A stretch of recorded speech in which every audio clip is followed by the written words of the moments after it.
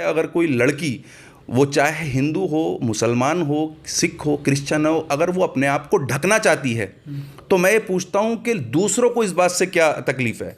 मैं मुसलमान की नहीं कह रहा, मान लीजिए कोई क्रिश्चियन लड़की आती है, वो ये कहती है कि मैं ऊपर से नीचे तक हिजाब करूंगी, मैं अपने आप को ढकना चाहती हूँ, मैं अपने जिस्म को किसी को नहीं दिखाना चाहती, तो आप कौन होते हो उसका जिस्म देखने वाले। एक मुस्लिम लड़की हिजाब नहीं पहनेगी तो मैं ये पूछना चाहता हूँ, जो लोग तिलक लगा कर आते हैं उन पर रोक क्यों नहीं, जो जो क्या कहते हैं कड़ा पहन कर आते हैं उन पर रोक क्यों नहीं। बात को कौन डिसाइड करेगा, इसका फैसला कौन करेगा कि हिजाब जो है मतलब ज़रूरी हिस्सा नहीं है इस्लाम का।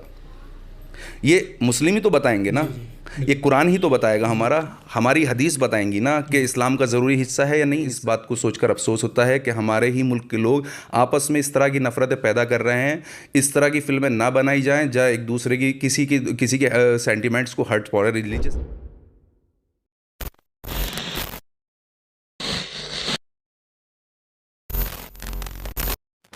बॉबी भाई, देश में चुनाव चल रहे हैं। 2 साल बाद लोकसभा के चुनाव आने वाले हैं, 1.5 साल बाद लोकसभा की तैयारी शुरू होने वाली है।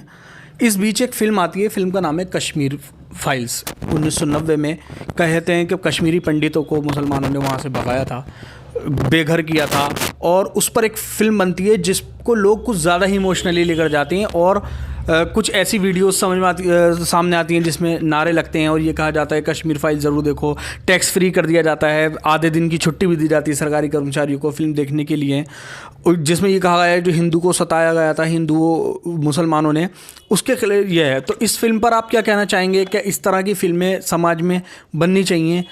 कश्मीर फाइल्स बनी है तो इस अखिलेश यादव ये कहते हैं कि लखीमपुर फाइल्स भी बननी चाहिए, ओवैसी साहब ने भी इस पर मुद्दा उठाया। तो क्या आपको लगता है कि ये फिल्में जो हैं समाज में एक अच्छा रोल निभाती हैं, नेगेटिव रोल निभाती हैं? देखिए, मैंने तो ये मूवी देखी नहीं है तो इसलिए मैं ज़्यादा इसके बोल नहीं पाऊँगा कि उसके अंदर फिल्म के अंदर है क्या।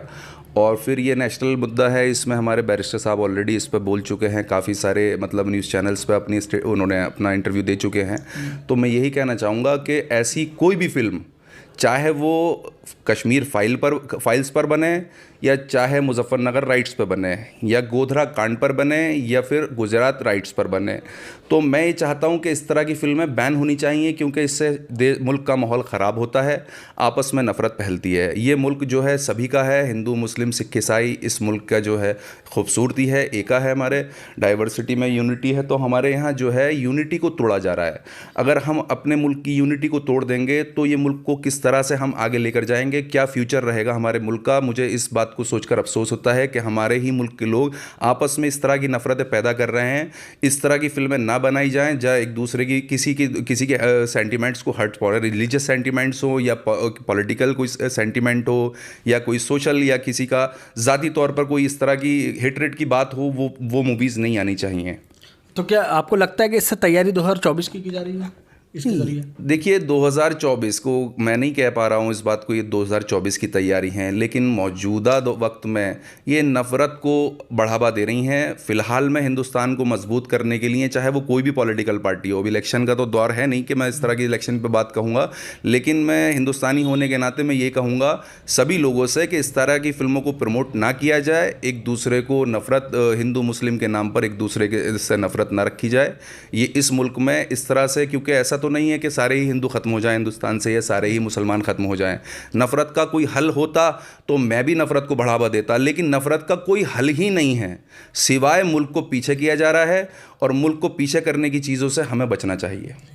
अच्छा, ये हिजाब मामला था कर्नाटक का, जिस पर कर्नाटक हाई कोर्ट ने ये कहा कि हिजाब जो है वो हिस्सा नहीं है इस्लाम का, एक ज़रूरी हिस्सा नहीं है, ज़रूरी अंग नहीं है, और जो यूनिफॉर्म है स्कूलों की होती है उसी यूनिफॉर्म में स्टूडेंट्स को जो है वो जाना पड़ेगा, कुछ एक्स्ट्रा नहीं होगा। ठीक है, तो इस पर आपका क्या कहना है? वैसे साहब कहते हैं कि मैं इससे इनकार करता हूँ, इस फैसले से।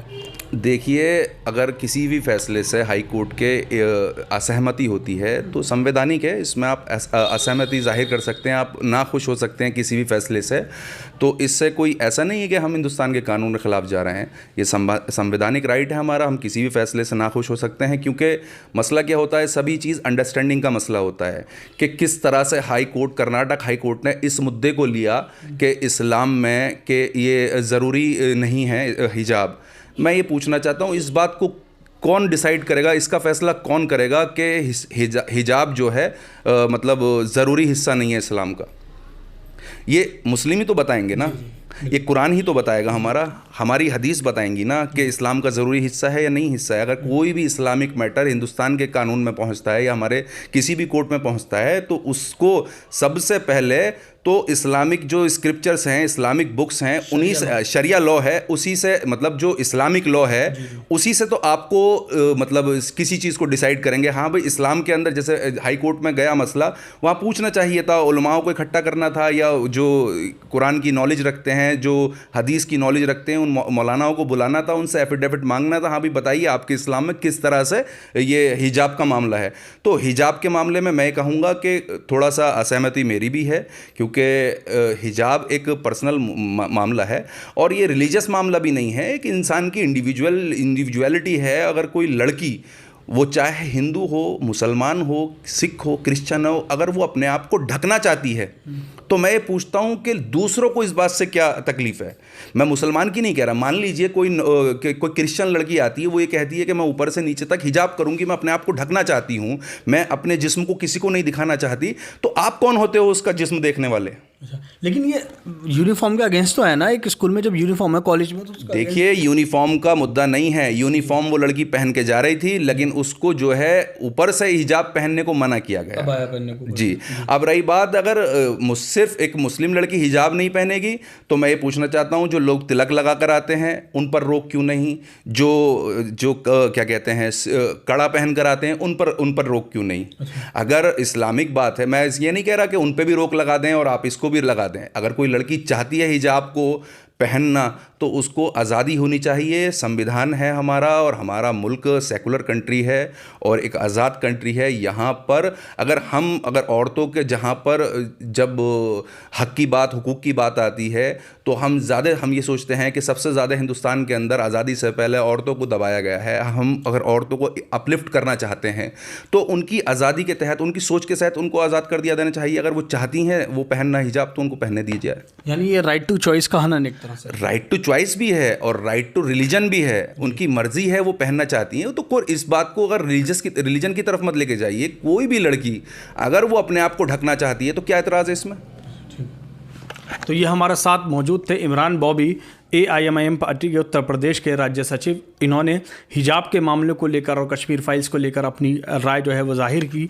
आने वाले वक्त में ये चेयरमैन ही लड़ेंगे तो इनको ये कैसा परफॉर्मेंस देते हैं और आने वाले वक्त में AIMIM का अगले चुनावों में किस तरह का परफॉर्मेंस रहने वाला है, ये वक्त में पता चलेगा। हमारी वीडियो आपको कैसे लगी कमेंट सेक्शन में ज़रूर बताइए। द पब्लिक देखते रहिए। जय हिंद, जय भारत।